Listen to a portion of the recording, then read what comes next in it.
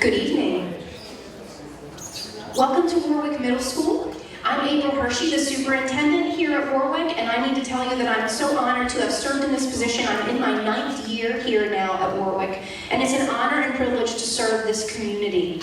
Tonight we're here to talk about a feasibility study that we undertook beginning last year. A feasibility study is a comprehensive look at buildings, their age, the need for renovations, and the Pennsylvania Department of Education tells us that every 20 years we need to look at buildings, their building envelope, like the windows, the roof, the HVAC system, those sort of things. So we're talking about buildings. We're also talking about enrollment trends, and we're also talking about programs. We undertook this study beginning last year, deliberately 5 years out from the next renovation projects that are due here at Warwick for 3 of our facilities, Kissel Hill Elementary, John Beck Elementary, and Warwick High School, who are coming up on that 20-year time frame to look at renovations or whatever it is that we're going to do.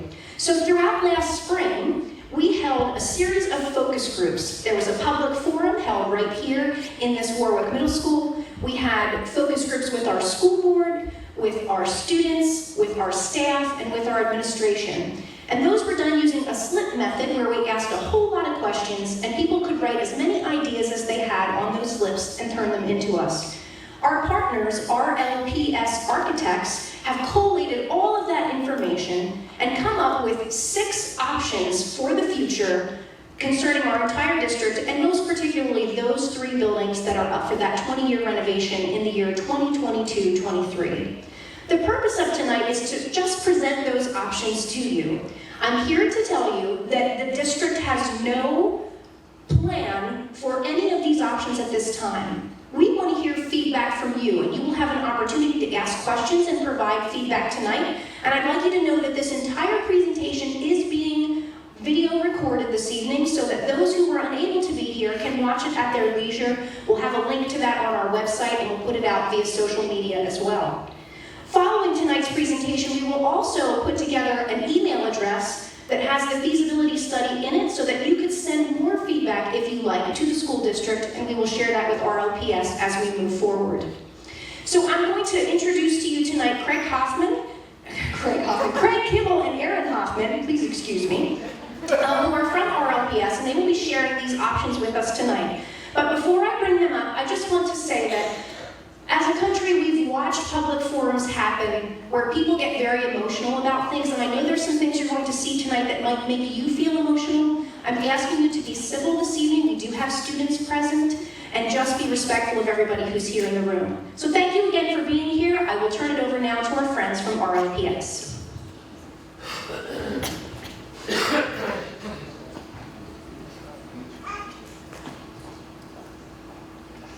Good evening. Thank you for coming, and to just tag on to what April started talking about, we're really here to talk about options, and these may not be the only options that get considered, but at this point they're kind of the 6 that I think many of you have already seen. They kind of identify different approaches, different directions that the school district is in the process of considering. So with that, we'll kind of turn it over to Erin and let her go through a little bit of the process.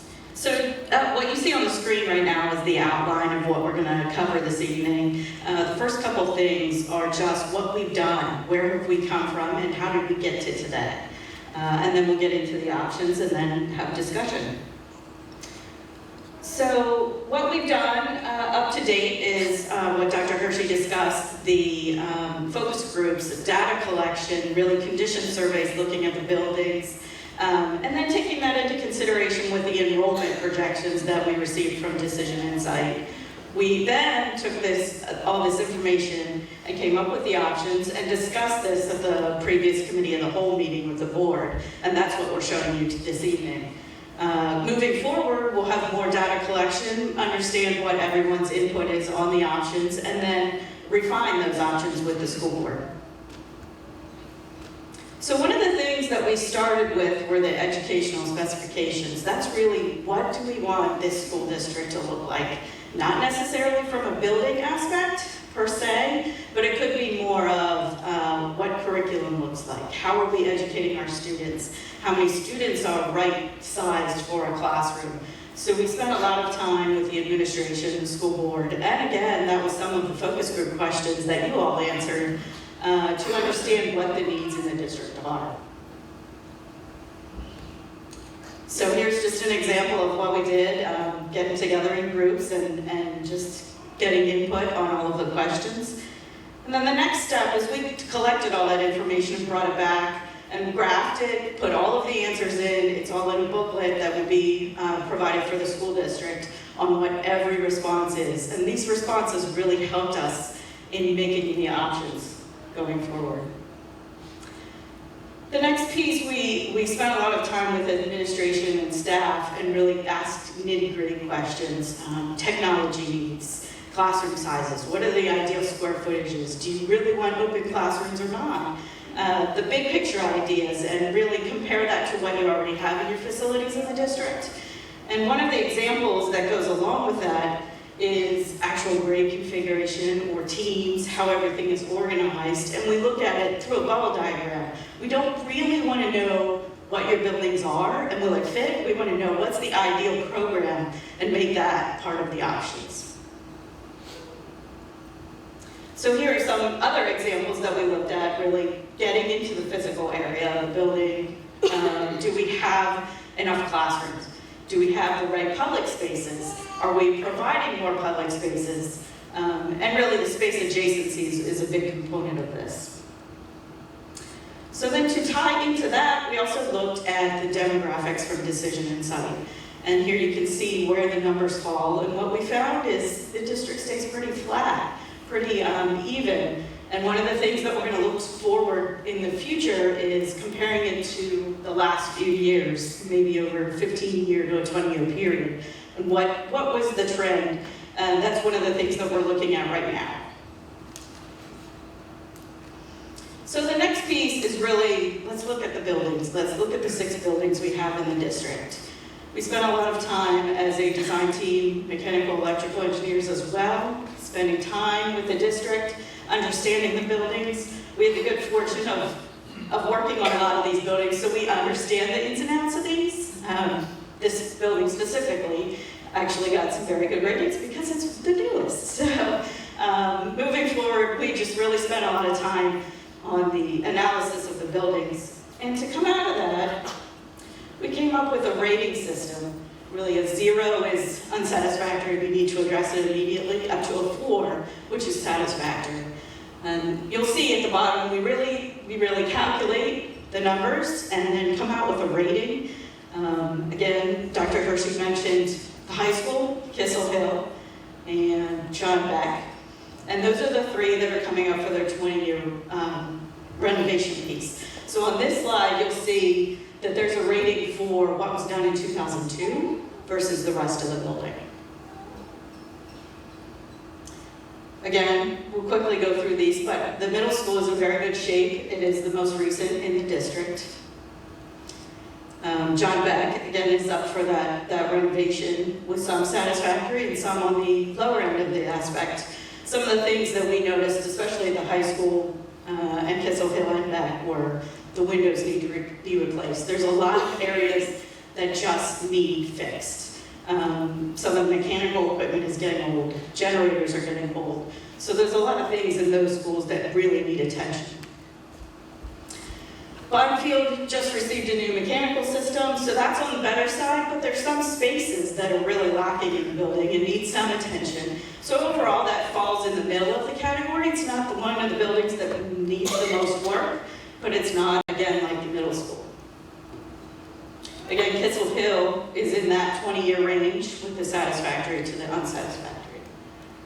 And then Lidditz Elementary being new, not as new as middle school, but one of the newer elementaries in the district, falls in that satisfactory or somewhat satisfactory. So with that, understanding what the options led to, we start with what is in the district. This is a great map to show where are our buildings located right now? Where is our concentration of elementary schools? What area is lacking? And so moving forward, we really looked at the buildings and looked at the areas that cover K-6, 7-8 and 9-12. So this floor plan shows you in the light gray color the areas that were renovated in 2002. The lighter blue color is the additions, and the dark blue color is, wow, we need to do some work in that area. Again, Bonfield was fairly new in 93, so that whole building is about at the same level. There aren't any additions or renovations to that piece, except for the mechanical. Kissel Hill includes, again, the light gray is the renovation, dark blue is the area that's much needed, and then the middle blue is the renovations and additions. And just so that there's a little bit of an understanding as to why some of the areas on Beck and Kissel Hill are in dark blue versus the gray that got renovated last time, those were the additions that were put on that were the most recent at the time. So those were areas that weren't touched because we really, at that time, they were falling in those better score categories. So there really wasn't renovation needed to those areas of those buildings at that time. So then with Lidditzel, again, being a new building, it was all in consistency. With the middle school, we did have a little bit of renovation here, however, it was minor and completely gutted that this building is really almost all new. And then this is the most interesting one for us when we started looking at this is, again, what Craig had mentioned is what we did not renovate in the 2002. And again, part of that is because Department of Education has a rule that you can only get reimbursement when it's available every 20 years. And when we went for this additions on this building, we weren't quite at that 20-year window. So we had to go in and justify to the Department of Education why we needed this area and what needed renovated. So a lot of it we didn't really touch so that we could maintain that reimbursement. And I think as we start thinking about these renovations and the timing of these renovations related to the enrollment projections over that longer period of time, when a lot of the work was done in the district, you were in a pretty significant growth mode. So as we were looking at the enrollment projections at the time, we were seeing forecasts of continued growth, and we were designing these buildings basically for a capacity of about 400 students per grade. Today, you're probably closer to 300 students per grade. So since a lot of this work was done, there basically has been kind of an ebb and a reduction in your class size. As Aaron mentioned, that's kind of leveled at this point, and it's projected to be leveled going forward into the foreseeable future. But that creates an ability to have some excess capacity within the school district. So that's part of how this analysis gets kind of dovetailed into the build environment to the enrollment projections, and we start kind of looking at what that means to the district and what options the district can consider to deal with some of that excess space capacity that exists today.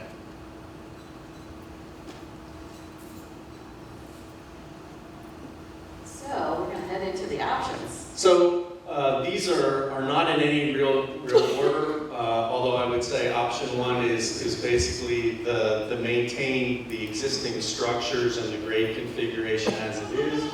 So we're basically calling out for the renovation of some of these buildings, as was mentioned, because there is a need for that.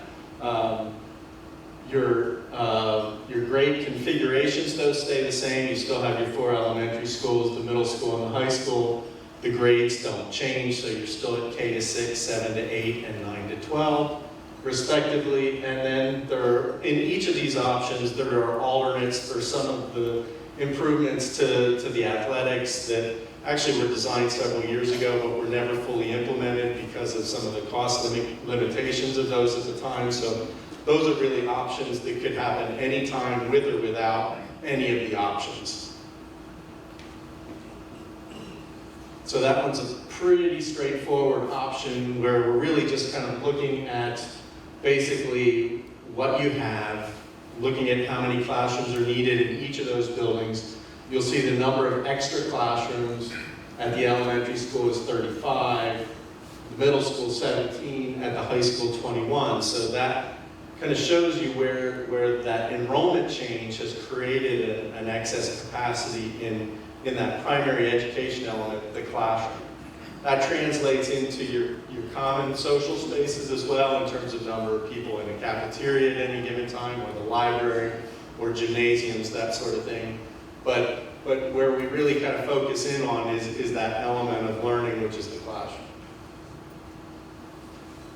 So, as we start looking at these, we identify at a very high level pros and cons for each option. I won't read each one, but it's pretty straightforward. You know, the benefits are everything pretty much stays the same. We renovate the buildings.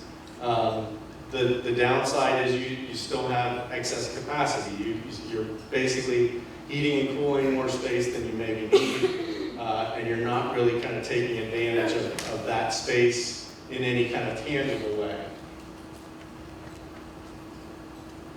So option 2, we start looking at some changes, some shifts in how students get taught through the continuum from kindergarten or even pre-K up through 12th grade. So in this scenario, we basically are looking at a primary center where we have pre-K, we have an elementary school which is grades 1 to 4. So we're bringing children together in that early development stage. We're allowing the neighborhood schools to exist in grades 1 to 4. We have an intermediate school of 5 to 6, 7, 8, and 9 to 12 are the middle school and high school, so those really don't change. So this kind of gives you kind of a sense of what that might look like. In this scenario, we were actually translating Kissel Hill into that primary center as an option. And really, when we start looking at which school changes and why it changes, there's some dynamics at work. But one of the things is the map. So we look at basically Lidsell, Bonfield, Kissel Hill, and their proximity to one another. And as it relates to where they're located in the district, they are all pretty darn close to each other. So when we start thinking about those related to, say, John Beck, who is still not terribly far when you look at the map, but really kind of has its own kind of address in the district, it's much less likely that Beck wants to really become something where you're collecting all the students from the district that far north within the overall map. One other thing about this option with the pre-K that is some information that we got out of the educational specs and some of the focus groups was education seems to be, if you start younger, the easier it is as you go along. So while the district does not have pre-K right now, that's one of the things that came up through the curriculum and educational specifications is what if, or can we provide for 3-4-year-olds? What are the availabilities? So that's why the pre-K shows up in this option. And based on that space availability, there's certainly an ability just in terms of physical space to make that happen as a curriculum. In option 2, then you can see how things get distributed. Really, the middle school and high school stay the same, but the extra classrooms are really kind of reduced, partly because of the introduction of that early childhood center. And this is just kind of a description of that. So the big negatives, basically, you still have the buildings that are somewhat underutilized. It does require more transition, so students are moving to different buildings more frequently than they are today. So instead of 3 moves over the K-12 continuum, you're looking at 5 moves, where you would have that pre-K center, 1 to 4, 5, 6, 7, 8, and 9 to 12. Option 3 basically kind of is a little bit of a hybrid where we look at 2 primary centers, an intermediate school, middle school, and high school. So here we're basically looking at the elementary being pre-K to 4. So we're still keeping the neighborhood concept, but we're kind of cutting that off at the 4th grade. We're then introducing a 5-6 building, which allows the students to kind of get to a condition where they know all of the kids in their grade at grade 5 as opposed to grade 7 as it is today. So some people think that's a positive, some people think that's a negative. You can draw your own conclusion, but it is a different way to think about education, which is why this is kind of being offered as one of those options. So in this scenario, Kissel Hill, Beck, and Lidditz are the elementary schools there, that K to 4 or pre-K to 4 element. The intermediate school, 5-6, basically is the Bonfield school. The Bonfield school in this scenario was chosen because it really, I think, is the most flexible to become an intermediate school compared to the other elementary schools. It's on a site that has a little bit more open space for older kids. So it was just felt like that made the most sense in terms of the selection. And then the middle school and the high school basically are still in the same configuration. And in terms of pluses and minuses, we certainly are, again, when we talk about 21st century learning, that really can apply to really any of these scenarios. We can kind of do things to introduce an environment that is conducive to 21st century learning in any of these. Some allow that to be a little bit more easily done, or you can take it a little bit further than others. And that really is just a function of kind of the building and the environment that we're working in. But I don't think that really is necessarily a limitation of any of these. I think ultimately the decision has to be the curriculum, the educational specifications, and how that basically is transformed into the solution that we ultimately decide. Option 4 is when we start getting into the word close. And so one of the things when we start thinking about closing, especially in elementary school, and you think about 400 students per grade, and you think about 4 elementary schools, and you think about 300 students per grade, kind of the logical conclusion is, should we think about 3 elementary schools? Or is there, and when we went through the analysis, there's enough capacity to start thinking in those terms. So one of the options is, do we close a school in order to create better utilization of the buildings that are remaining in the district? This is not necessarily suggesting selling a building. This is really, at this time, just talking about the idea of potentially closing a building, because we don't know what enrollments might do in the future, and I think it would be pretty short-sighted to actually unload a building and then end up in 20, 25 years with enrollment change to all of a sudden be in need of more space and not have it. So in this scenario, we basically have the 3 elementary schools, Beck, Thistle Hill, and Lidditz. In this scenario, Bonfield gets closed. You can see that basically we're with this, and I think that should be 1. So basically, the number of extra classrooms basically gets eliminated. So instead of 39 there, it's basically, I'm sorry. Middle school goes to 1. The middle school goes to 1. Because we're actually pulling 6th grade up into that middle school. So that's the other big change here as we start thinking about this, is we have extra capacity. Actually, the middle school really works well as either a 7-8 or a 6-7-8 because of the way it's designed. We have 3 wings plus a wing that's basically your specials. So the ability to actually create a grade per wing in a 6-7-8 scenario works really well. So this building does flex well between 7-8 and 6-7. Obviously, the downside is that we're eliminating a building. We're closing a school, we're consolidating. You can see that as a positive, potentially, in terms of economics for the district, but obviously it's got a pretty significant emotional impact on what the district is today compared to what you could envision it being in the future. One of the things that you see here as well is a pro and a con for where's 6th grade. And it's a pro on some people's list and it's a con on some people's list. And that was very apparent in the focus groups. That was a 50-50. Where should 6th grade be? So that's really why you see it on the pros and the cons, because for some people it's good, for some people it's not so good. And that's really not unique to Warwick School District.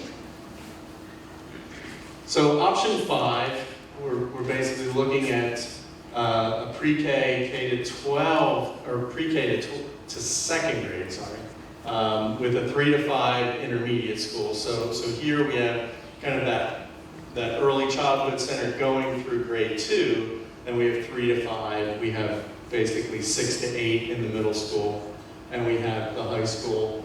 And in this scenario, we would actually close Kissel Hill. So this is a little bit different scenario.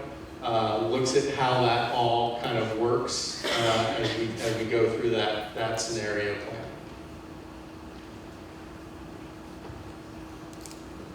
So the positives were really, I think, changing and creating an intermediate transition, again, at an earlier age, which a lot of educational specialists think is a positive.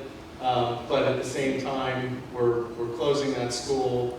We're moving the 6th grades out, but we're creating kind of that intermediate level for the 3 to 5. So you're kind of creating transitions at different grade points than you are today.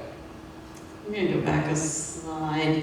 One of the challenges in this solution is John Budfield becoming that 3 to 5. It's not quite big enough to handle 3, 4, and 5.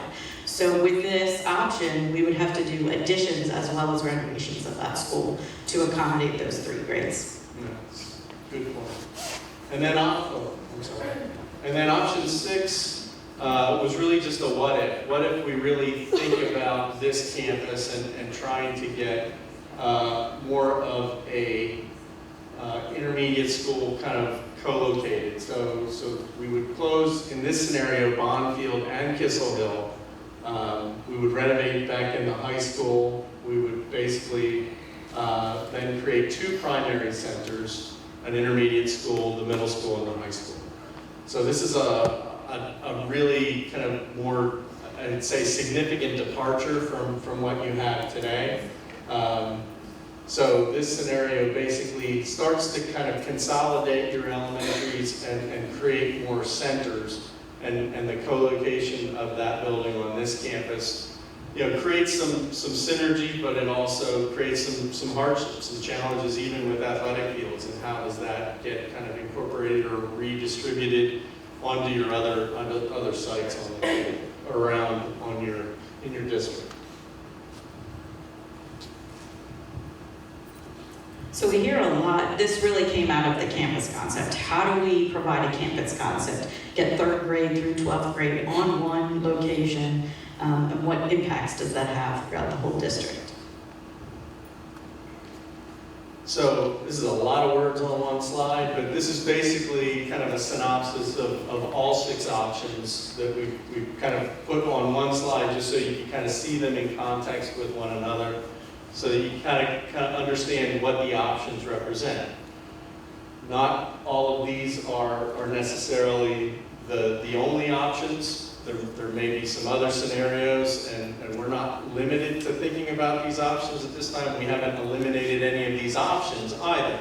This is really your opportunity to provide feedback to the district, to the administration and board, so that they can start to think about these things and start kind of probably like a funnel, kind of honing in a little bit, maybe eliminating a couple, doing some further study, and kind of moving in a direction that starts to get a solution or a direction more defined. And to go along with that, these really get refined, but there's also another layer that we haven't even discussed, and that's transportation. So there's a whole nother level of discussion that needs to happen. How long are the bus rides? Where are they going? How are they getting there? What is your bell schedule on a 3 to 5 as opposed to a 5-6 or a 9-12? What's happening? That's a whole nother level of information that we'll be adding on to the feasibility study over time. So we haven't really delved that far into it, but we are aware of those situations and what does that mean for each individual family. And obviously, along with that comes the dollar sign. What are the costs associated with each of these options? So as we get into kind of reviewing and starting to look at any kind of mutations of these ideas, or kind of looking at eliminating a couple of options as the process moves forward, construction cost and total project cost will become part of that equation. We are not at that point yet. Today, we're really kind of getting feedback, because if there's an overwhelming don't do option 2, then we won't bother spending more time really kind of even kind of analyzing that. So this is really an opportunity to kind of lend your opinion to the process and allow that to become part of the overall kind of spectrum of what the administration and the board ultimately will be looking at in order to start making these kind of very important decisions about the direction that the future of the Warwick School District goes.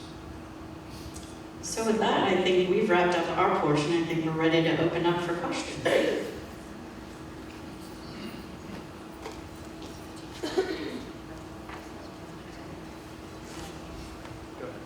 I'm just curious, it seems like you're really focused on schools, having them, not having them, and the grade switches. But as someone who's new to the area, this area is constantly shifting what it is. And I come from an area with a lot bigger class sizes. And I think that when you're sitting and saying that there's wasted space, are you considering the fact that it's also smaller class sizes? And also, are you considering the fact that this town markets itself? Right now they're building nothing but 55 and up housing, but there's also a lot of jobs coming into the area that are going to bring younger families, and you're potentially going to see a quick uptick in your younger, your enrollment with those families coming into the area. So you have all these options, but you seem to be really focused on building or closing something, or where do the grades shift, when really the focus, I think, should be more on how can we improve it as a town. So one of the things that makes Kissel Hills School District, or Kissel Hills School awesome is the neighborhood. They all love each other. I hear those moms talk about the most amazing principal in the entire world. That guy over there. I'm a Bonfield neighborhood. I walk my dog, not on the school property technically, and my kid to school when it's nice, and I see all the other moms, and there's this great thing where the Rossville family, the kids, they're not that far out. I don't know about the Beck School, that was a really big section up there. So I don't want to say there shouldn't be a new school, but I think when you take schools out of neighborhoods that are built around the schools, you're really hurting the town and how we draw people to the town. Because when these families are moving here, they're going, how far is the school? Is it a good school? Can I want my kid there? And I think that needs to be a much bigger picture than do we have extra space? Because in my opinion, extra space just means there's extra opportunity to put something into the curriculum for our kids. And I would really love to see that in these options instead of just closing rooms. Yes, those foreign languages, let's uptick that. Yes. How can we improve the lunchroom? How can we improve the curriculum for the kids on every level and bring in virtual things that are going to give more opportunities to the kids instead of focusing on more schools? So it's just food for thought. Sure. So if you keep in mind, 3 of the 6 options had closing schools. The other 3, most of them kept a neighborhood school or some kind of neighborhood school. But to go back to what you originally had talked about, completely right, 55 plus neighborhoods going into Lidditz. And that is one of the challenges that Warwick and Lidditz is seeing with the enrollment. That's why we saw that going down, because Lidditz is the coolest little town in America. So everyone wants to live here, which means your rates, your housing goes up. The empty nesters are buying up downtown, and that's challenging what's allowing starter homes or families to move into the area. And that's really that driver that came out of our decision insight report that we found. So you were right on with that 55 plus. And that's part of the challenge that we're seeing. But appreciate very much that you are behind the neighborhood concepts, and we will keep that in mind. Well, I think we can also work with the community to draw in and focus on families as what we're trying to draw to the area, instead of just focusing on the school aspect, focusing on the community. Sure, and to go along with that, I I know that the school district has sat down with Lidditz Borough and the township and spent a lot of time discussing how do we deal with this? What do we do as a community, not just a school district, but as Lidditz Borough, Warwick Township, school district, all these entities come together. How do we deal with these changes that we're dealing with? I was going to sit quietly, but I just want to share. So our local municipalities, all three, Elizabeth Township, which is surrounding Beck Elementary School, Warwick Township, which surrounds Lidditz Borough, have been working together on a comprehensive plan. This is like their 5th iteration of a comprehensive plan that lasts for 5 or 6 years. They had a community forum right here in this room just about 2 weeks ago, 3 weeks ago. And I sit with those joint municipality meetings on a monthly basis, and we talk about things like housing. We talk about our community. And one of the things that's happening here in Lidditz that's very real is a lack of affordable housing for young families. This is such an attractive area that small homes are going for prices that are above a market value, and they're being snapped up before they even go on the market by people who are buying them as vacation kinds of properties and so forth. So we're seeing fewer young families moving into our area here. And what that's translated to for us over the last 10 years is a decline of 600 students in enrollment across the district. And that's not something that we can ignore. I should have said at the beginning that one of the toughest jobs that the administration and the board has to face is the piece of our vision where we talk about wanting to provide the very best educational opportunities for our children while being fiscally responsible to the taxpayer. You've all read in the newspaper and seen on TV stories of our people in our community who are unable to afford to stay in their homes because of taxes. And so we have to be cognizant of that every time we make decisions about what we're doing, whether we're renovating, whether we're adding staff positions. Almost 70% of our budget is spent on human resources because we're in the people business. So I love your ideas about providing more opportunities for students, and we do that whenever we can, but we also have to do that while being fiscally conscious and making good decisions about that other side of the vision. Best opportunities for students, being fiscally responsible to taxpayers. Okay, I'm going to sit down. Just one request, when you get the mic, could you state your name, just so that everyone knows? It's Ann Kyle. In the summary in the newspaper and also on this option summary, it says pre-K on option 2. I'm hoping that that's a mistake because, I'd like to see, personally, pre-K in much more of the options. But that's not my real question. Where did the population study come from? Because I am a real estate agent, and average days on market in this school district is less than 10. So we don't have the land. Of course, there's going to be a huge windfall if you close Bondfield and Kissel Hill, because they'll bring an incredible dollar to a developer. Bondfield will be mid-range homes, much like Newport Square. And Kissel Hill, I can see, because they're going to have to get their value dollars out of it. You're going to see more townhouses in another 55 community, or 55 community. Do you keep the land? Do you keep the school? How much does that cost to keep an empty school? We all know what happens to homes that aren't lived in, or maintenance people aren't in and out of them all the time and keeping them up. When they're lived in, they actually last longer. They have more care in them. And Lidditz has its own marketability. We know that. So I think we really do have to think about the community. We are, quote, the nicest small town in America. And that brings something. And it brings a caliber of families that we enjoy, that bring much to our communities. So I'm not sure what some of these options will do to that horse. So one of the things, and I appreciate your comments, the pre-K, I'll address quickly, is yes, that could potentially be in any option. That's something that the administration and the board really need to pursue and look further into. But in reality, that could be viable in any option.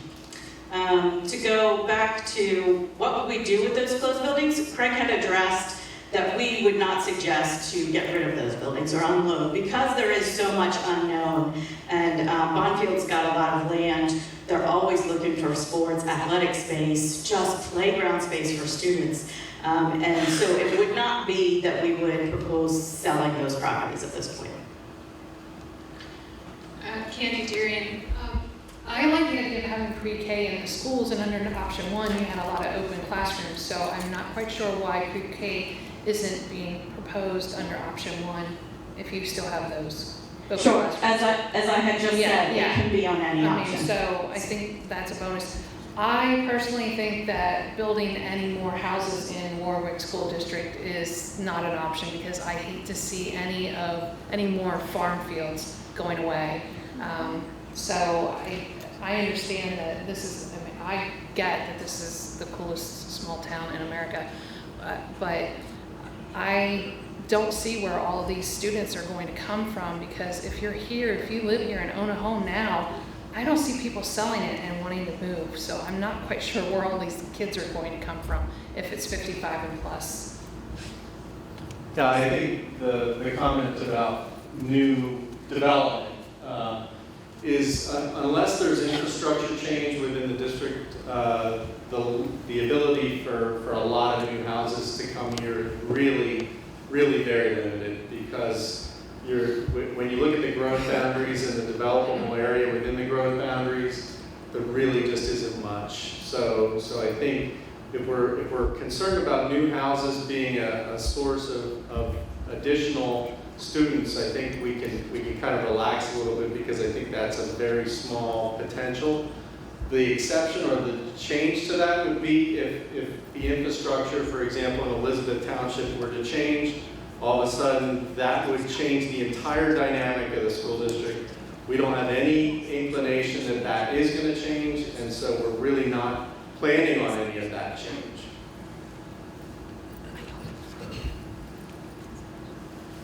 Hi, my name is Aviana, and question about getting back to what she had said about the taxes. Is the goal to retain and take back taxes, or are we operating with the same tax structure that we're in now and trying to maximize the education with those dollars? I don't think we're qualified to answer tax. Yeah, well, our goal is always to be responsible to the community. If we could do 0% tax increases and still function to provide the best possible education to students, we would do that. But if you've attended any of our budget presentations, which we have public forums all the time, and usually 2 or 3 people show up, you'll see that there are a lot of fixed costs that we don't have control over. So obviously our ideal is trying not to raise taxes. We actually came in with our initial budget last year higher than what we ended up at, because we were able to find some efficiencies. But we're not looking to change the tax structure at this point as part of this feasibility study, if that was the question. I'm sorry, I don't even know where that came from. That came from over here. Okay, thank you. Yeah, I just wanted to know if we were operating with the same sort of dollar amount, because it seems like probably in some of those scenarios, you're looking to take back and save. Well, I mean, what we need a certain number of teachers to teach the students that we have. And as I said earlier, about 70% of our budget is in salaries and benefits, in making sure that those kids have what they need. So that's not going to change. It may be reallocated. There is a significant cost for each plant or each building that we have.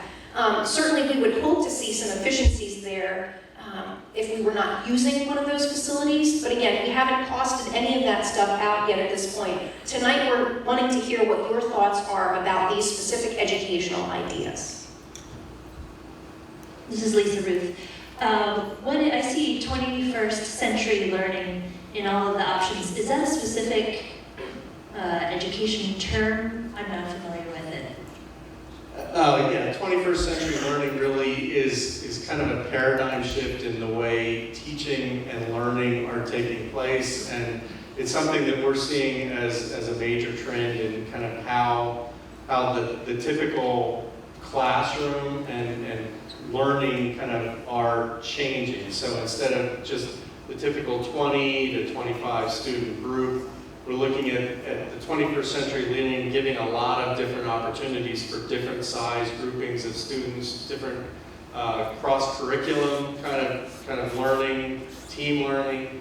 It just really kind of expands the environment that the teachers and faculty have to start providing that learning environment in different scales and different areas.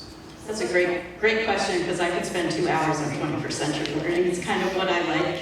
What does that mean for the physical space of the building? So, yeah, great. So it's a shift in curriculum as well, so it's more project-based learning. It's not memorization, it's more like, how do I get to point A and point B? How do I learn to solve a problem? So one of the things that go along with 21st century learning is, yes, we still have that classroom, but we have a lot of flexibility in that classroom. Everything's movable. Teachers can set up, they can quick change things. But then we also have breakout spaces where we can say, okay, you sixth graders, you need to go in that room adjacent to my classroom, maybe visual connection, maybe a door, we don't know that, and work on this problem that I just gave you. I'm right here, and I can help you, and I will always be here to help you, but you need to figure that out as a group. And then I'd like you to come back and present to everyone. It's just one example of what, like, 21st century learning. So that means that there needs to be those breakout spaces or collaboration spaces where students can go and really challenge themselves in project-based learning. And if I could just add to that a little bit. So 21st century skills, there's 4 C's of 21st century. Creativity, critical thinking, communication, and collaboration. We've been providing professional development for our staff and asking them to embed those 4 skills of the 4 C's in all of their instruction. One of the reasons we've asked them to do that is because today's marketplace requires students to have those 4 skills in order to be successful in the workplace. Has anybody here visited Rock Lidditz or the Pod 2 or List Track, which is now to our south? These are 21st century companies that have open concept. If you go down to the new List Track building and you stand on the 2nd floor, you can look and see everybody and what they're doing. They have writable spaces, glass walls in between where they're working, or writable surfaces on their desk. And we want to make sure that students have experienced some of those kinds of things, those problem-solving activities, those collaboration activities in the classroom so that they are prepared whether they're going on to college or they're going straight into a career. So we're looking at what does that mean for spaces. That means flexibility, that means spaces for students to gather, all those different kinds of things. So that's what 21st century means in the classroom, and then that expands to the space. Does that answer that question? Thank you.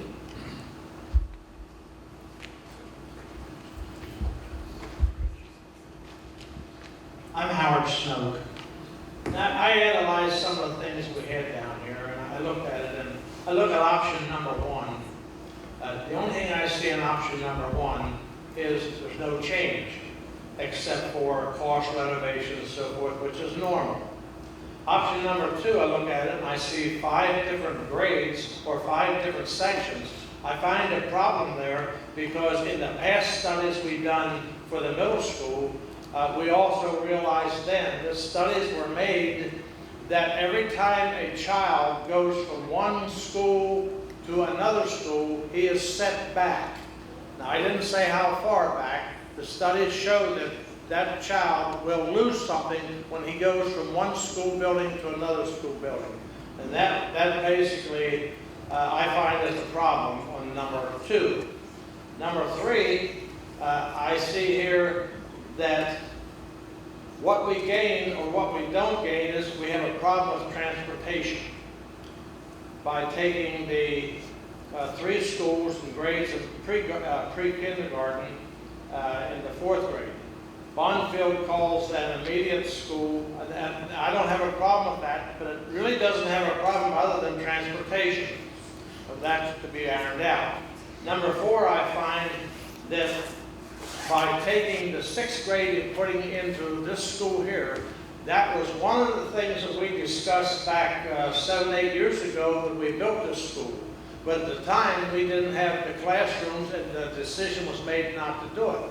So to bring the 6th grade out of the elementaries into this school is not going to hurt anything or the child because the fact that he is not making any more changes in school than what he did originally, or would have originally without coming over here. And if there's room over here, why not do it?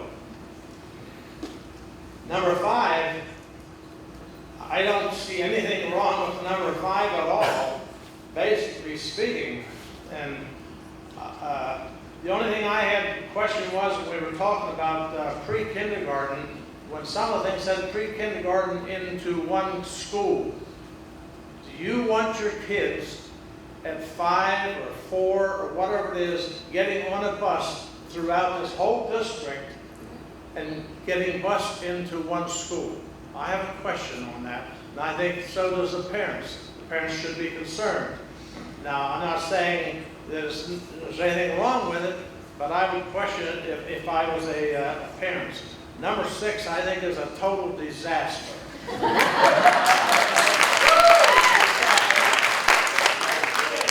I look at this thing and I think we spent $32 million on this school. I think we found out everything we've done was about $40 million on this particular school. We're going to build another school and close 2 schools we have. You're out of your mind.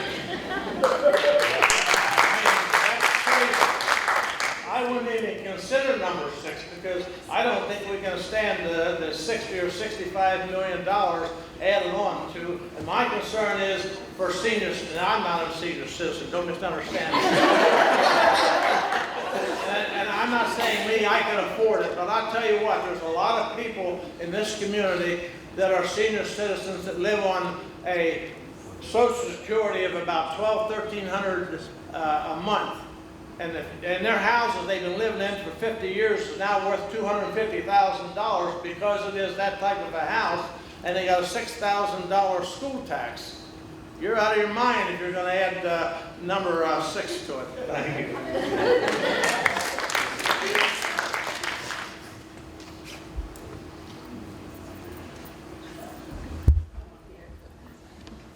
Aaron.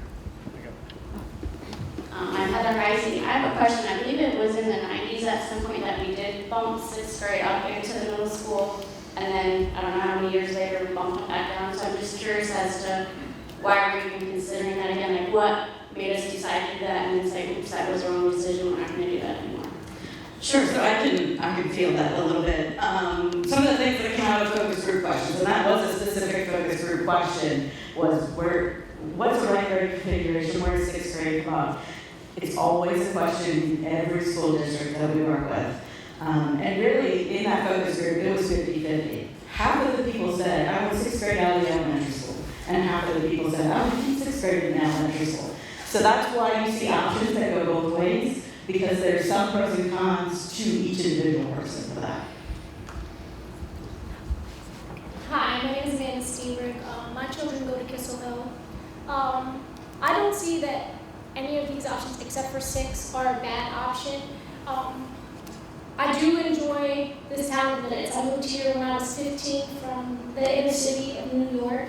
I moved away from here after high school. My husband joined the military and moved to California. We decided to relocate back home because of Warwick School District. If you go online and check the schools in Pennsylvania, we are rated 9 out of 10 on the scale. So to close an elementary school, and I'm not saying just because my kids go to Kissel Hill, to close an elementary school does mess with the community. And yes, Pennsylvania is the #2 state in the country for senior citizens, but 16 years ago when I moved here, I never saw a kid until I started school. All I saw was senior citizens. So to think that that's an issue for our students, I don't understand where that comes from. There's always going to be senior citizens wherever you go, and 55 over communities, that's not going to change.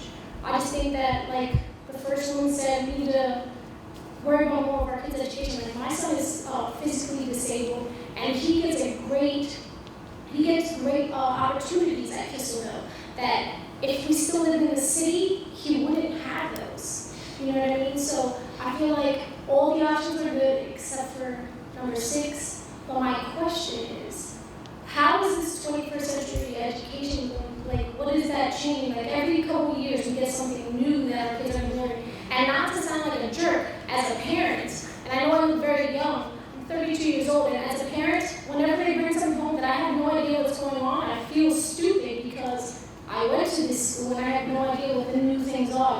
Are we gonna be sending stuff home for parents to learn how to use these tools at home the same way that they're using them in school? Because that's something that we need in order to help our kids. Like, I remember the first time my 9-year-old came home with mountain mat, I had no idea what I was doing. And I don't want to have to do that yet. You know what I mean? So that's all I have to say. Thank you. Great comments. I'm in the same boat with little kids, not knowing what the heck they're doing. But one of the big things in 21st century learning is that flexibility and adaptability. So kids that need challenged or are disabled, they get that individual information and that attention that they really need. Being able to flex, that teacher being able to say, okay, this student needs extra help. This group needs to go over here and work on a separate project so I can focus on that student's needs is really a key element to 21st century learning. It's more heading into that individual education plan, the IEP for each student, maybe not a written one for every student, but being able to provide that flexibility, that adaptability, those quick changes for the teachers that are in the room to be able to adapt to what those students need. Hi, I'm Misty Moats. I'm all up here behind you. I'll say hi. I'm a Warwick graduate of class of 2004, and I have to say, my daughter's just started in the lower rank. She's a first grader at John Beck, and I love John Beck. We may be known as a country school, but we've got smart screens, and I can't tell you how many times my 7-year-old daughter is like, oh, smart screen, yay! But beside the fact that we have smart screens, the technology that we need to put in our schools to keep going is definitely something that we need to do. Because honestly, in my mind, when I think of a high schooler, there's a tablet and a cell phone and every sort of technology in their personal space, 24/7. Now, I know we're going to have a tablet of some sort for every student in the next couple of years. That's great. But if the school itself cannot support the technology that we're putting into the school, then what's the point? I look at all this and I agree with Mr. Sloan. Throw option 6 in the dumpster. Because honestly, if we can't support the schools that we have now by putting what we need to put into it, then why build another school? All we're going to do is cause the same problem that Rossville had when they retired their elementary school. It's now low-income housing, and quite frankly, my sister lives down the street from that, and they have more troubles from that retired building than anything else. Now, I'm happy with this school district. I moved to Harrisburg, and I moved to Ephrata, and I wanted to move myself back here before my daughter got into the elementary schools, because frankly, Warwick School District is awesome. I've been to foreign schools in Russia, and frankly, you don't want to know, they're terrifying. I came through the Russian school system in elementary school and middle school, and trust me, I'm not kidding, we were there from 8 till 6 p.m. Sometimes 8 p.m. if you wanted to have extracurricular activities. Now, I also did elementary school in Montana. I remember first in kindergarten being in a separate building on campus from the rest of the school. And we were as isolated as Alaska is from California. Same building, same coast per se, but we were ridiculed. And by the time we left the big red building, because that's what it was, and went to the main building, it was like crossing the Atlantic. Because it's different. You go from the bathroom being down the hall to cross the school. Well, what do you do with that? It really does throw a wrench in the system, but I understand what you're doing with the kindergarten and preschool and all that. But my question is, are you considering the emotional balances of your children with regards to technology, transportation, and the segregation? So those are all good comments, and as we discussed, we'll look at that transportation piece. One of the other challenges that we look at are those grade configurations, and emotionally, does it make sense for students? What is the right transition? And every school district is different. And that's somehow the questions that we asked in the focus groups. So some of those answers really came out when we had the public meetings and how parents felt about their own personal kids and their students in their own home? And would they be better with more transitions, better with being with all of your peers at a lower grade like 5th grade, so that the transition in 7th grade isn't as awkward? We've had a lot of discussions on what makes sense. There's always statistics that go both ways. That 7th grade is a great time to make that change. And then there's the other side where you can read a statistic that says, no, it's better if it's younger because those middle school years are awkward no matter what you're doing. So making that transition earlier is better because then the students are used to each other, have already made new friends throughout the whole district. So looking at emotional support for the students as well is a key component to looking at the options. Hi, I'm Becca Resnick. I'm a Kissel Hill parent, and I have to say I love K-6, K-5, whatever it's going to be, in the same building, because I think in Kissel Hill, there's a lot of older grades going down to younger grades, and it's mutually beneficial for the younger kids and the older kids, and I just think that's a really neat part of having multiple grades in the same building. I have a question about, in the future, besides this forum, what is the best way for us to communicate our opinions with district administration? And also, what is open classrooms? I really hope it's not Booker's style, where you have no walls. So that's a great question. I'll quick field that, and then Dr. Hershey can answer about how information gets back. It may be Booker, but we've heard very strongly from certain people in the district, don't ever do that to us. So I'm not going to say any names, but she might be standing up front with me. Yeah, the high school I went to was open classrooms. I have been scarred for life, so you don't need to worry about that. What we're talking about is walls that are movable, spaces that can be made larger or smaller based on whatever we're doing with students, writable surfaces, places where you can write on desks or walls or the floor that can be cleaned easily. That's what we're talking about with flexible spaces. And as I said at the beginning, this presentation this evening is being taped. It will be placed on our website, and we will also have an email address there. It's probably going to be feasibilitystudy@warwicksd.org, but I need to check with the tech people first. So don't quote me on that, but we'll have a place where you can shoot emails directly to us that we'll be able to share with RLPS and with the board as we continue to refine these ideas. Excellent question. Hi, my name is Katie. My question is about, you guys are talking about building centers and campuses, and just in light of recent events, I'm a teacher as well, there's been school shootings, unfortunately, all over, and I guess my concern is about the safety. If we're going to be combining, we're looking at more of a campus approach, and you're having lots of grades on one campus, where then does the safety lie? I feel like that needs to be definitely a concern, because right now, you do have your 4 separate elementary schools and middle school and high school, and so these things, can be maintained in one building or another, God forbid anything would happen. But if we're moving to more of a campus approach, that would, I feel like, bring a lot of different safety issues to light. I'm just wondering how that's being approached. That's a very good point about safety. When we start talking about multiple buildings on one campus, the safety dynamic is much different than it is when you have individual buildings spread out throughout the district. I think all of the options, with the exception of option 6, basically still kind of maintain that dispersion of buildings as opposed to kind of the collection of buildings. So the idea behind option 6 is really that you're going to create a little bit higher level of security at that center, at this campus, by creating probably a little bit more like an FTE addition on this campus to provide additional security. But then in that same scenario, we're eliminating some of the other schools, which eliminates the need for that security feature there. So it's really kind of transferring security features into a campus environment as opposed to having them dispersed.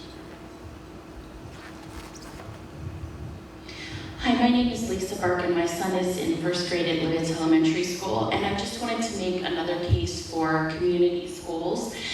When we first took our son to the bus stop in kindergarten, the caring that we saw from the 5th and 6th graders towards the younger children was just amazing. but also how our son aspires to be like them and to go into the talent show and be in the plays. And when you take the kids, the older kids away, I think you lose so much of that, and also just the families getting to know each other in the neighborhood, and it really takes away what I think makes Lidditz.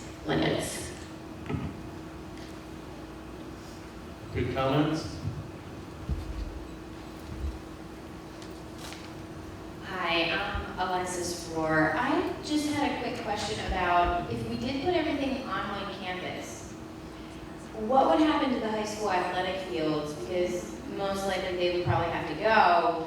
Would we all have to go over to like Bonfield's land or John Deck or what? I know Anaheim Township has something, I think it's Weaver Road, like on the left-hand side of Weaver Road if you're coming from here going south. And I always thought that was odd. My sister lives near there, but the only people who live right there can get near that. I don't know, it just doesn't seem as high school friendly, and you know, high school's kind of your time to, it's your, I don't know, it just doesn't seem quite normal. What would happen to that? Sure, that's a good point, and that's one of the things that we need to look at a little further. If we end up pursuing option 6, what does that mean? Where does the building go? What does that impact as sports? And where do those replacement fields go? Or how do we look at the whole campus? And maybe that's one of the options where it makes sense to do more turf fields.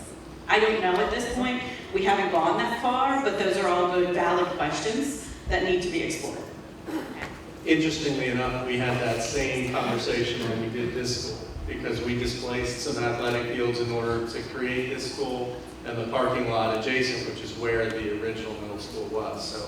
So I think that discussion will happen as part of the development of option 6, should it continue to get developed. Hi, my name's Mary Lynn Lavender, and about 15 years ago, when everybody was considering Bonfield Elementary School, it was because there was an uptick in population, and obviously a school was needed. And here we are a few years later, and we're saying there's a downtick in population. Well, we can't guess what our population is going to be doing. And therefore, I think closing the school would be a mistake. I think we have to look forward into the future. I'm originally from Long Island, hence the accent, and we did the same exact thing back then. It was a mistake. It was a farmland. It was in the middle of the island, a little out further, and the farmland became suburbia. And then in suburbia, they did the same thing, where it was a downtick, and they sold one of the elementary schools. Well, now, everybody, I know you have kindergarten kids and things, but let's think when they graduate and you're thinking about college and not really caring, and you come back, and what you'll find is a society where, again, there's children here and there's no elementary school. When they built Bonfield Elementary School, you know, Henderson Place was not there, Woodlawns was not there, a lot of the senior citizen places was not there. So when we bring that into the equation, I think we're doing a disservice. What is here now, which was not then, is Rock Lidditz. So you're going to have a lot of younger people come in, and yes, they're going to have families, and there will be housing for them. And even though the real estate sounds wonderful now, I don't know if you remember 2008, 9, and 10, but there were a lot of bankruptcies in this development. So we're talking about something that's cyclical, and since I've lived through it already, I don't want to see the mistake in this home. One clarification, I would love to say Bonfield was built 15 years ago, but it was 25. So it's a little bit longer, and yes, that is one of the things that Dr. Hershey, when we went through the focus groups, did a whole timeline of where the district actually started and how it worked over the years. So it's one of those things that the school board has said, okay, it's time for us to look again, really look at what our options are moving forward. So completely understand where you're coming from, and it's one of those things that school boards and districts are always going to have to deal with. And very well discussed with Dr. Hershey at the focus groups is what the evolution of Warwick School District was. Hi, my name's Heather Bowman. I'm actually neighbors with Mary Lynn. Hello. And I see some of my neighbors here tonight because we all live in the neighborhood next to Bonfield, and we're very concerned with option 4. In fact, that would be my extreme least favorite. And I'll say that for a couple of reasons, and I hope it doesn't sound selfish, but we have invested a lot of money into our homes, and so to have an empty building sit there, I think would be a huge financial burden. That neighborhood is also filled with beautiful children, and they love walking to school together, and the moms and dads love that part of the community too. So my heart is really with some type of community school, although I don't want us to stay stuck in past patterns that limit our children's development or education.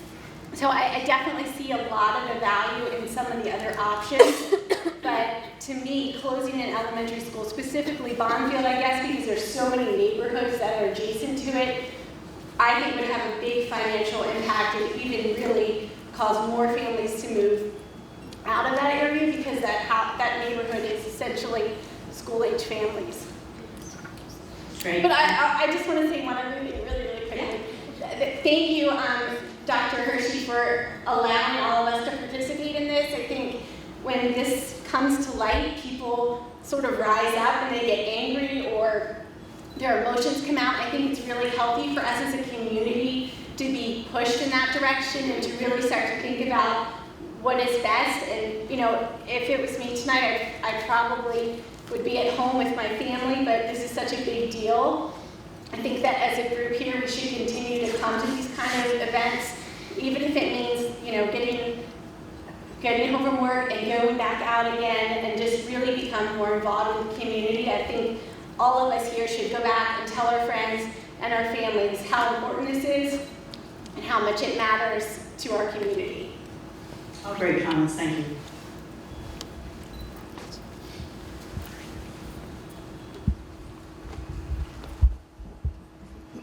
Hi, I'm Mike. I'm a parent. I'm an educator, and I work in this building. So I have, and I've worked here now 13 years in this building. So I pause when I see options 4, 5, and 6. It makes me kind of wonder what this building could look like if we change the numbers of students here. I worked in the middle school when we had 750 kids. It was really crowded. You put 750 middle school kids in a building. It's a different dynamic. And now we're down to around 650. That's a big difference. But a bigger difference would be, if my numbers are correct, by 2021, about 1,000 kids that you're looking to be in this building. So I would really want to know what these renovations would look like. When we had this building built, there are common areas that we were told could be closed off and become classrooms. Those are common areas where every day I see collaboration, I see communication, I see critical thinking and creativity happen. And I would really hate to see the space of this building and the atmosphere of this building change dramatically by adding a third more kids into it. And I love 6th graders. I had a 6th grader. I'm gonna have 2 more coming up. I would love to work with 6th graders as well, but I have to look at the bigger picture of things, and those options to me just are not good options for our community at this middle school, in my humble opinion. Those are all great comments. We appreciate that. Thank you. And that is something that we would take into consideration. You know, really, Dr. Hershey stressed the efficiency and making sure that we're right-sized. What is the ideal classroom size? How many 6th grade students should be in a classroom? Are we meeting that need today? I don't know. That's something that we need to look for and move forward. And what is that ideal number? So it may be changes in capacity of classrooms, not necessarily, and I would not suggest taking away those open spaces, because that really drives that 4 C's in 21st century learning. Sorry, I have to go again. There's no intention to change the open classrooms. We love what we have here. We want to replicate that in other places. I have a 6th grader right now, And so if you ask my opinion, which I'm not supposed to give, but I'm gonna give it, I want it in elementary right now. But the people that I've talked to who have kids who are younger than that think maybe 6th grade should be in the middle school because a 6th grader is really different than a kindergartner. So it depends on where your personal situation is. I will tell you, Mike, that our current 1st and 2nd grade classes are about 250 kids. So we're not talking about 1,000 students in 5 years. We're talking more like 750, 800. I know it's not optimal, and I hear what you're saying, but I just want to make sure you understand that we're bringing in about 100 less students into our primary grades than what we're graduating right now. That's the reality of where we are. So that's why that's an option up here. Not something I'm advocating, not something anybody's advocating, just wanted to clarify that piece. My name is Kristen Wanger, and my question is in regards to pre-K.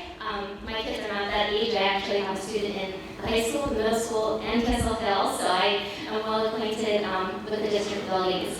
But I've heard that pre-K could be part of any of these plans, but specifically for option 2, when Kissel Hill would be renovated to be that primary center, you're looking at pre-K making up half of the enrollment for that building. And I worked in early education for a number of years, and I know the research supports it. I just wonder if the funding is going to be there from the state or federal level, because I don't think anyone argues that it's valuable, but will we, in the next 5 years, be seeing that be able to become part of the public schools? That's a really good question. And I will answer the capacity piece. We wanted to say, if you wanted to provide this for every student that's 4 years old, we can do it. We have that capacity. We're not advocating that or suggesting that that is what we do in that option. But we wanted to show that there's capacity there. The school district can make any decisions they want. I'm going to let Dr. Murphy answer the money question. So in reality, pre-K is not usually offered to every student in a school district. It's typically offered to students who are determined to be most at risk based on where they fall within the poverty level or whether they have certain needs. So before I came here a long time ago, I worked in another school district where we successfully applied for a pre-K grant through the State Department of Education. And we created one classroom in the school district. This was at Cocalico for 3 and 4 year olds. 3-year-olds came in the morning, 4-year-olds came in the afternoon, and it was by invitation only to those students determined to be most at risk. We have applied for that grant here at Warwick, and fingers crossed, it would be great if that could happen. But there's a lot that goes with that. It's not just about a teacher in a classroom. For students who are younger than school age, we have to have a certain amount of square footage for every child. The facilities in the room have to be a certain height. It's a whole different set of rules than what K through 12 looks like. But it's really something that we know we'd like to focus on moving forward. There is research out there that tells us that for every dollar we spend on pre-K and kindergarten education, we save $7 later on when they're in high school. $10 now I'm being told. Sold, Melanie. So we know that that's a place where we want to invest. We know that we have students out there who are coming to us with a wide range of skills in kindergarten, and if we could intervene earlier with those students, that would be our goal. Again, probably not wholesale for everybody, at least to start, but that's our dream at this point. Brenda Barnes. I think before you get further into this study, we really need to know what the cost of busing would be if we start reconfiguring our schools. That could be who knows, that could be a horrendous amount of money. And just based on what people are saying here, why not maintain all the schools as they are, look more into this pre-K, like use the space for a pre-K. Seems like that's just a win-win situation, and why not have the classes be a slightly smaller size? I mean, that's supposed to be a positive thing rather than cramming more students into each class. Great, those are all great comments. Good listening to what people are saying. We agree there needs to be more study with the transportation piece, but there's also another layer. It's those costs that the district has to deal with just having those smaller class sizes. Where is it that it makes most sense fiscally for the district in that class size? Having a smaller class comes with a cost. And what impact does that have on the spaces? I'm Mike. I got a couple kids in Kissel Hill. I see up here we have our 6 options, and everybody lives in the communities with the schools. And my question is, how do I get involved more? This is all new to me. Obviously, you have 6 options. Who decides which options is going to work the best for each community? Is that something that is decided via cost? Or is this something that's, we each get to vote on and then the school board looks at it? I have no idea, but does it come down to cost when we look at all these options and what's best for, the taxes, in our community? I mean, what is the end result? We have these 6 options. Who's going to make the deciding factor to what's going to be beneficial to the community? Someone that doesn't live in Liz, how does this all work? This is all new to me. So fill me in. Yeah, absolutely. Hi, where are you? Hi. Hi. So we have an elected school board of 9 members who represent our community. They all live here. They are all volunteers. They all give freely of their time. They spend time twice a month in public meetings, the first and third Tuesday at 7 p.m. in our district office boardroom. Those meetings are all open to the public. And we had a discussion about this last Tuesday night, and last spring they did a focus group that was open to the public. So we've been talking about this for going on a year now at this point. Ultimately, the school board will make those decisions, but the reason we're here tonight, 4 years in advance of the time that we really need to decide this, is because we want to hear what you have to say. So tonight is your opportunity to say things. It's being recorded. People are taking notes. There will be an email address where you can add your input as we move forward. The next steps, which once we're done with questions, Aaron and Craig will talk about, is that we're going to sit down together after this and sort of hone some of the options you see here. And I'm pretty sure I already know one of them that's gone at this point, based on your feedback. And that's great. That's why we're here. So I want to thank you for that. But that's what this is about. We want to hear your voices. Ultimately, it will be up to the board to make that decision. But your opinion matters. That's why we're here tonight. Does that answer your question? One positive is you have quite a few board members here this evening that are actually hearing the comments. Candy again. April, I totally agree with you that the open concept of Cocalico scarred me for life as well. I want to just follow up on a couple of things, just from my experience as being a Girl Scout leader. It was forced upon us a few years ago that grade 6 was put into the junior program with 7th and 8th graders. And I will tell you that my 6th graders in my troop had an education that they weren't ready for. I do not believe that the 6th graders belong in the middle school with 7th and 8th graders because they are not emotionally or ready for that, because there is a huge difference in age with those kids. I would like to see us possibly look into the possibility of putting them into another school. I don't like the idea of having them transition so many times, but taking them out of the elementary school, there could be pluses and minuses to that, but definitely not putting them into the middle school. Not a good option at all. And then the other thing is, when you're looking at the pre-K thing and putting that into Kissel Hill, being a parent from John Beck and being at the furthest point up in Elizabeth Township, if I had to put my kids on a bus that early in the morning and then they'd have to ride all the way up to Kissel Hill, I don't think as a parent I'd want to do that with my children. So I don't like option number 2 again, just because of that. So kind of keep that in mind, because that's a long ride. It doesn't seem like that, but when you're riding a bus and you're just starting out, that's a long ride for kids. And also, one more thing, as a parent, if they're in different, I'm sorry, but if your kids are in different schools, it's hard enough as a family, especially if you're a single parent, which sometimes I am if my husband travels, to get kids to different places for different things, activities, than if you're in different schools, especially at the elementary level, because you really want to be there for those first things. Try and keep that in mind, that you don't want 4 or 5 different schools that you're going to, or whatever it is. Just some more things to think about. Great comments, thank you.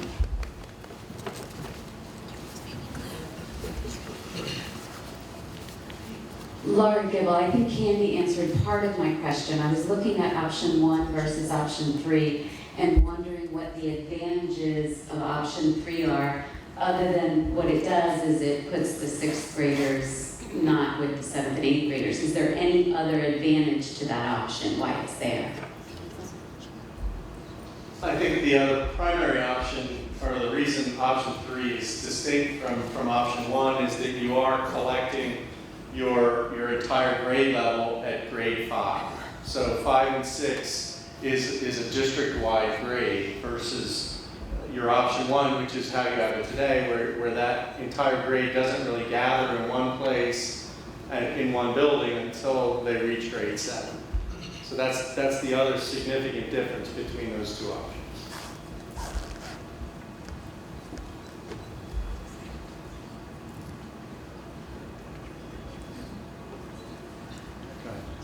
Okay, I'm Courtney Ritchie.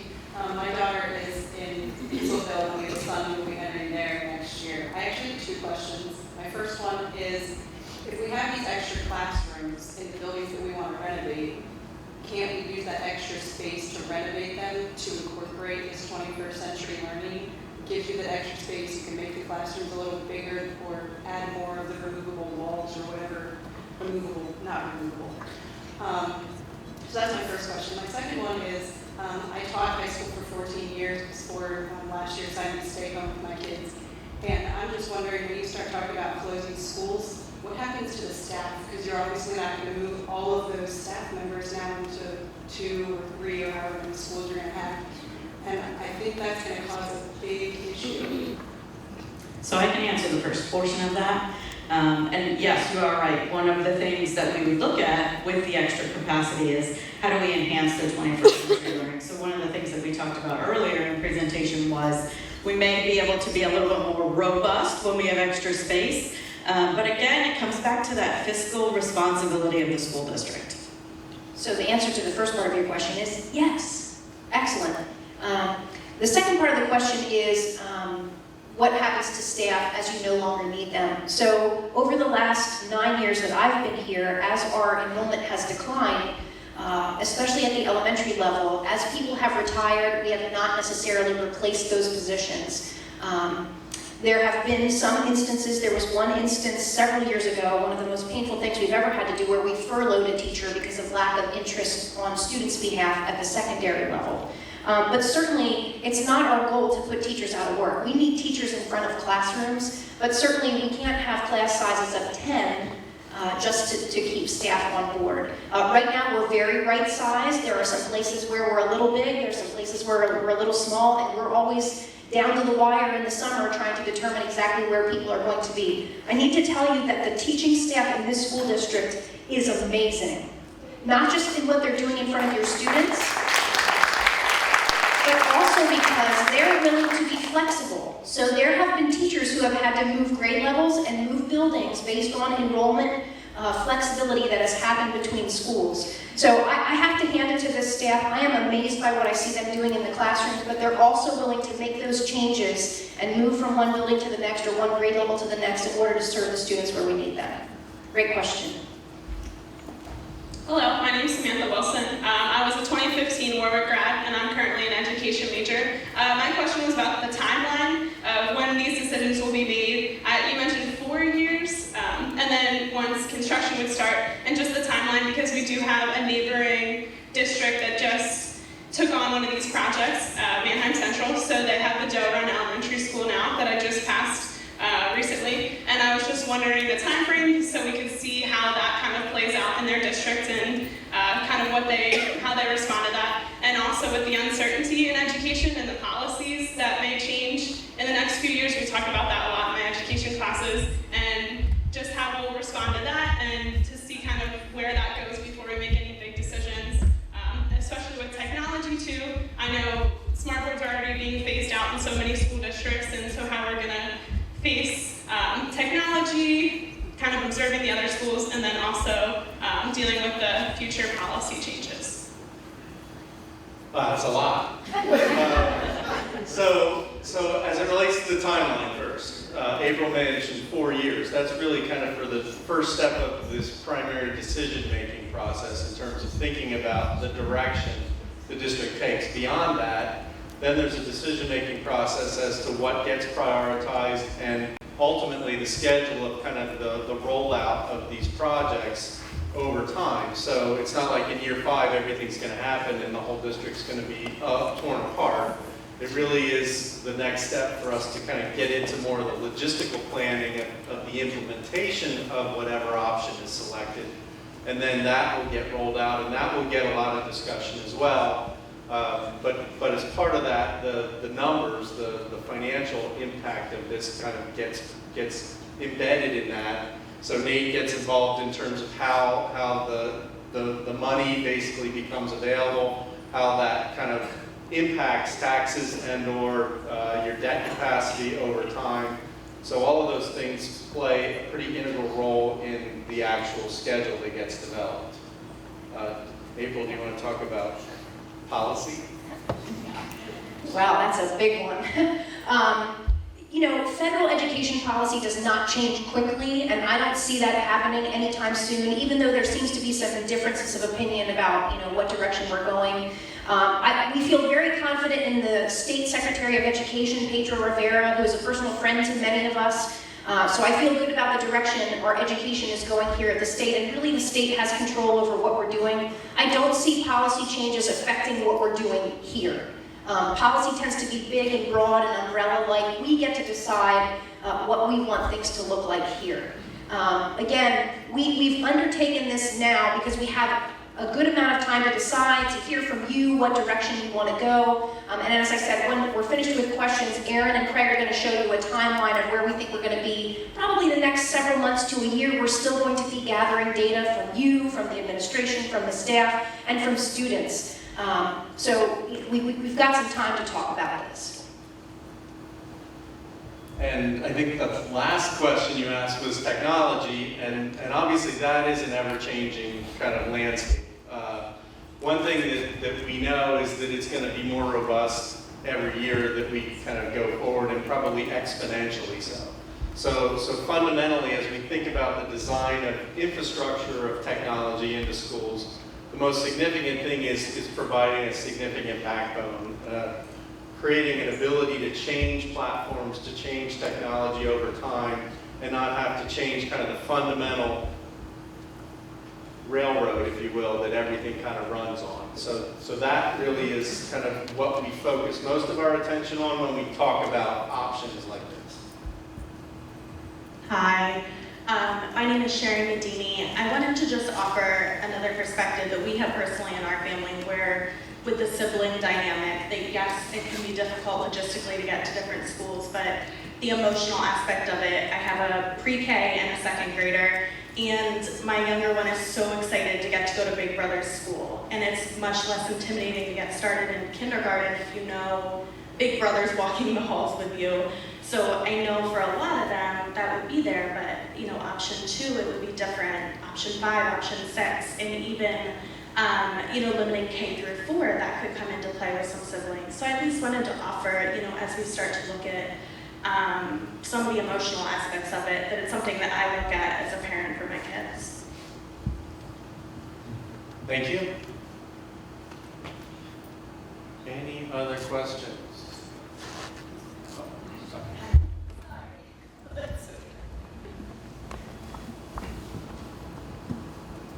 My name is Steve again, sorry.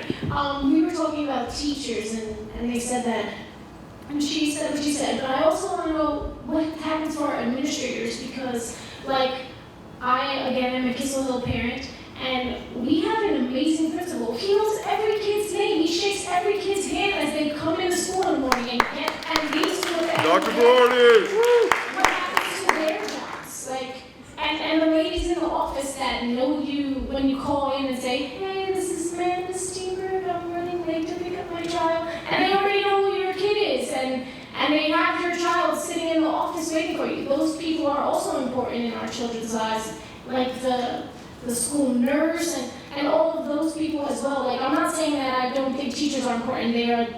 They should be, in my opinion, they should be highly paid more than a football player, but that's just my opinion. But the administrators also make up school. Like my son, before before he even started kindergarten. He was excited to go to school because he did see like Dr. Berardi there every morning high-fiving all the kids, and he wasn't afraid to be different because of his physical disability, because the principal of the school was telling him that he's awesome, you know what I mean? Those people also affect our children. So to close a school or change a school to make it different in some aspect, it also affects our children. Like, my sons love their school. Even when they didn't like school, they go to school and talk with the principal and the administration, and it changes everything. The next day they're like, yay, let's go back to school. So those people are important as well. They are absolutely important, and I think everyone would agree that Dr. Berardi is a superhero. But I'm here to tell you that every administrator in this school district is also a superhero. I am the luckiest superintendent that I know because I get to come to work with these amazing professionals every day. No one wants to put any of those people out of a job. No one wants to put a school nurse out of a job or a school secretary out of a job. That's not the intention here. Right now we're looking at what makes sense to us educationally with the space we have, with the fiscal resources we have, etc. So I want you to understand that people are very, very important to us, whether it's the administrator or whether it's the person working in the cafeteria. So we have plans for all of those kinds of things. I don't want you to be worried about that at this point, okay? So tonight we're here to just talk about these options. Do we have other questions out there? We do, okay.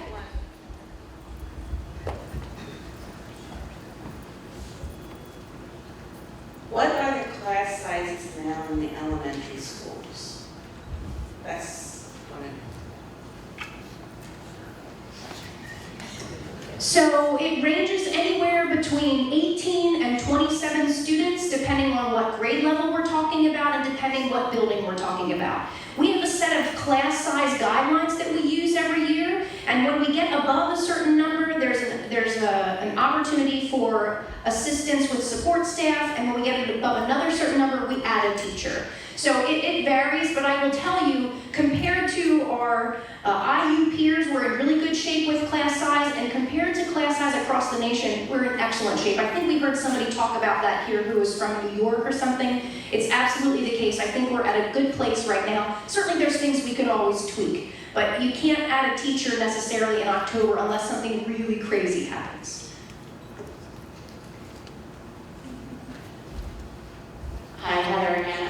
You had mentioned this earlier, but I don't remember if you gave an exact time frame as when you will address the busing cost of it. And the reason I'm asking is we keep being told about being fiscally responsible, hinting at, closing the school might be fiscally responsible. But I think until you really know what that cost of busing is, you can't really say that that is what's most responsible, because if you're adding buses and adding bus drivers, that might not be what's most responsible. Absolutely, those are all valid points. So when are we going to do that? Sure. So for our next steps for the feasibility study is really to meet with administration and go back, review all the comments that have come up tonight and anything that comes through in the leading times, and really sit down. What makes most sense? What did we hear? What did we learn from the public? Option number 6, we're taking that off the table. That's going to be one of the discussions. And then we'll go back to an open session with the board and discuss what we heard, what comments came out, and really which direction we're going. And it becomes a discussion in an open forum again with the board, and then there's refinements. At that point, then we sit down with Dr. Hershey's team and say, okay, what does this mean for transportation? What does this mean for your administration? Do you need more principals at this school because we have a higher capacity now? What impact does that have? And then we bring in Nate and say, okay, how much money are you going to spend to make this happen? We look at the cost of the bricks and sticks, the building, but we also rely on Nate and his numbers to actually run the school district and what happens. And then we come back to the school board and we go through those. And so we just keep adding layers upon layers on top of the information to start refining and funneling down to what makes most sense for Warwick. Yeah, I think, I can't tell you an exact date when this decision is going to be made. I think we have months of discussion to go. I think we have at least a year until we're, settled on a few options. But tonight is about gathering information so that we can hone, and as we've all said, we hear that we're at least down to 5 at this point after what we've heard from you tonight. We have public meetings twice a month. You're welcome to be there. The agendas are always posted a week in advance on our website so you can see whether or not we're talking about this or not. Even if we're not talking about it, there's always public comment where you can ask a question. We may not have the answer at that specific time, but we do want you to be involved. We want you to be there. Check out the website. We put a lot of information out there for you. We will be doing that again after tonight. So please, we encourage you to stay involved. What I don't want to happen tonight is for you to leave here and go to your community and say, they're closing schools, because nobody said that was happening tonight. We are just looking at options at this point, okay? We're seeking your feedback, we're seeking your input, but please don't leave here with your hair on fire. We're in the very early stages of just discussing what some of these things might look like. Just a real quick question. The slides that are up there, when you put it online, will they be more visible? Because like when I'm looking at it from here, it's very blurry. Are they going to be a little bit more visible? Yes. All right.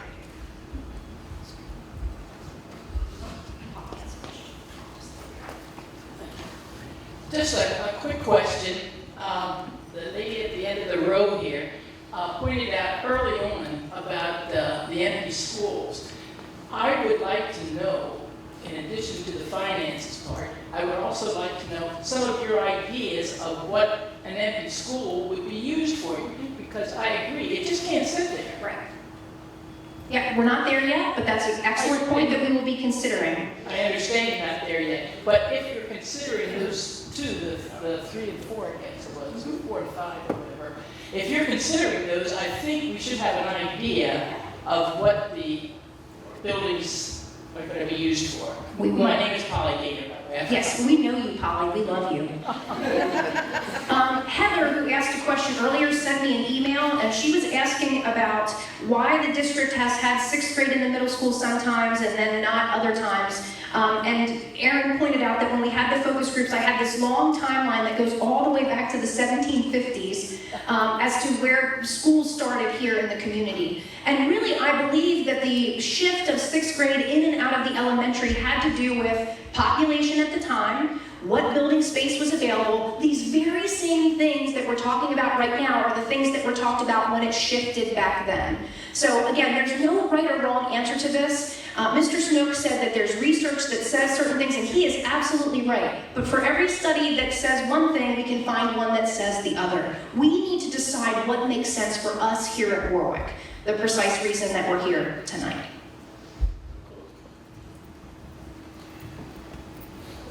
And Kyle again. I was part of the focus group when we did that 6th grade move, okay?